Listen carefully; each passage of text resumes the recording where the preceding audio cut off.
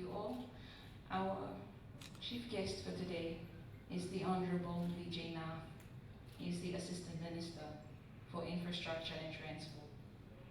Honorable Vijay Nath was born in Koroganga, Votualevu Road, He attended primary school in Koroganga Indian School and later attended secondary school at Votualevu High. I'm honored to be here this morning to officiate in this regional forum for directors and of National Meteorological and Hydrological Services in Regional Association 5 here in Nadi. On behalf of government and people of Fiji, I warmly welcome all our distinguished delegates and participants. Fiji is honored to host this event as it paves the way forward towards enhanced collaboration in provision of meteorological and hydrological services amongst members in this region. Distinguished delegates, ladies and gentlemen, the Southwest Pacific is one of the region's most frequently influenced in terms of extreme weather and climate condition. In particular, small island developing state is exposed to the dramatical affected by different types of natural disasters. This year, our resilience to safe climatic condition was tested. It was tested. Cyclone Palm in March heavily damaged the central and southern island of Vanuatu and also affected Kiribati and Tuvalu.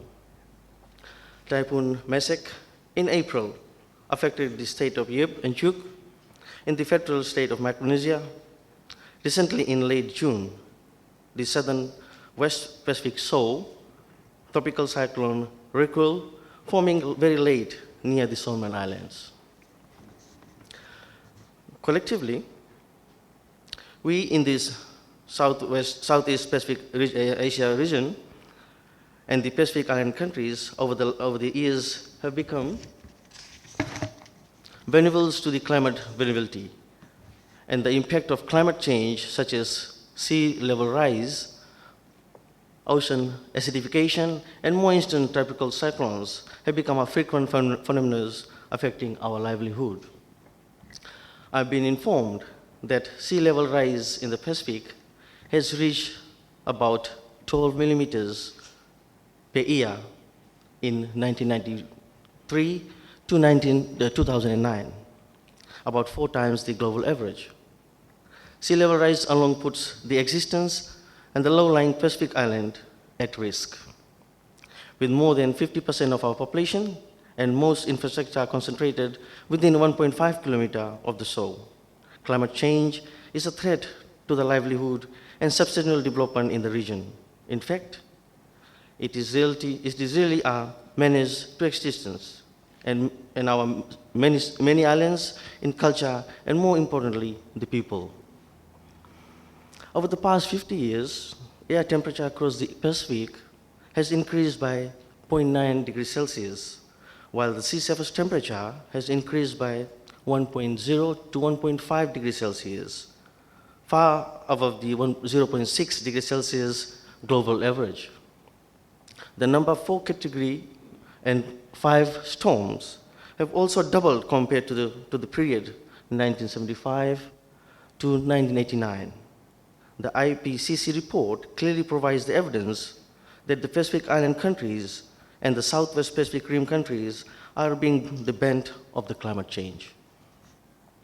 Distinguished delegates, ladies and gentlemen, as you all well aware, in July this year, Nuclear Power Ministerial Declaration, the Sustainable Weather and Climate Change for the Resilient Pacific was approved at the first Pacific Ministerial meeting on meteorology held in Tonga.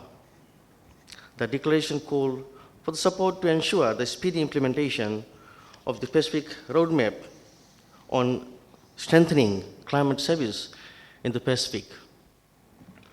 The exploring possibility for establishing and operating a regional climate center and a WMO regional training center, developing regional research capacity, and convening an annual Pacific Island Climate Outlook Forum in the future.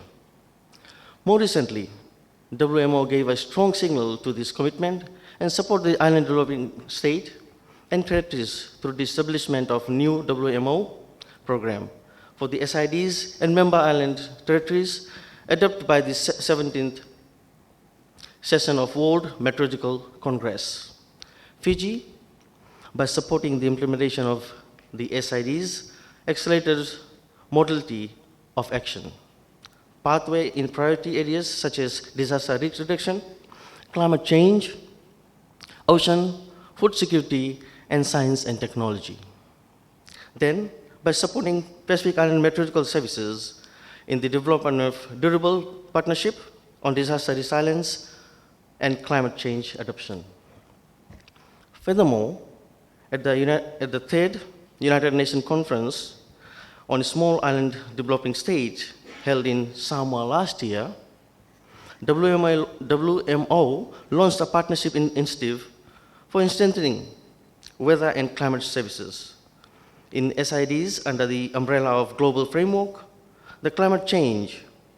The partnership involves numerous United Nations and other international organizations and many regional organizations from SID region. Ladies and gentlemen, the Regional Forum for Directors and National Meteorological and Hydrological Services in Regional Association 5 is an excellent opportunity for directors and senior officials in this region to identify means for improvement and management and operation of our meteorological and hydrological services. I have been informed that the members in the Southwest Pacific region will discuss some of the most critical issues faced by the region in terms of across the essential, the effective weather and climate services. This meeting will certainly provide an opportunity to discuss some critical subject and the contribution to the sustainable development in the region. However, while there are more talks, a big question I ask is, when we're going to take action? Our government, the Bainimarama government, along with other Pacific Island country leaders through the Pacific Island Development Forum, have decided to act now. Fiji is going to Paris for the COP21 meeting to spearhead and voice our concern to the existence of the Pacific people, our culture and heritage, and everything is sentimental values. It is at stake due to rising sea level. Through your research and timely analysis, we have heard your advice. The Bainimarama government cannot pretend to be deaf or blind. We are and must act now. Apart from our political approach, the government of Fiji has invested in the disaster risk reduction infrastructure and modernizing the Fiji Meteorological Services to enhance its service in the regional countries. In this connection, the government has upgraded 3 radar to deploy installed trimetry systems for weather, climate, and hydrological data needs, set up a disaster recovery climate in Suva to ensure business continue as usual should RSMC Nadi goes offline for some reason. Fiji government has made it her business to do everything within her political powers to ensure that our RSMC is well served so that our people and all stakeholders can take appropriate countermeasures well in advance against such natural disasters. Distinguished delegates, ladies and gentlemen, I wish to take this opportunity to express my appreciation to WMO Secretariat and Ministry for Infrastructure and Transport, to the Ministry of Meteorological Services for the organizing and supporting of the regional forum, and also our development partners. This is needless to say that enhancement and partnership with bilateral and multilateral donors will greatly contribute to strengthen the capacity of meteorological services in the region. I expect to active participant in the discussion based on your experience and expertise in this field. In concluding, I'd like to express my great anticipation for the outcome of the regional forum will achieve. And I wish to emphasize the continuous commitment of the government of Fiji in supporting and cooperating the National Meteorological and Hydrological Services for the sustainable and resilient development of the region. I wish you a successful and a fruitful 3-day forum, and hereby officially open the Regional Forum for Directors of the National Meteorological and Hydrological Services Regional Association 5. With this word, ladies and gentlemen, thank you. Votualevu.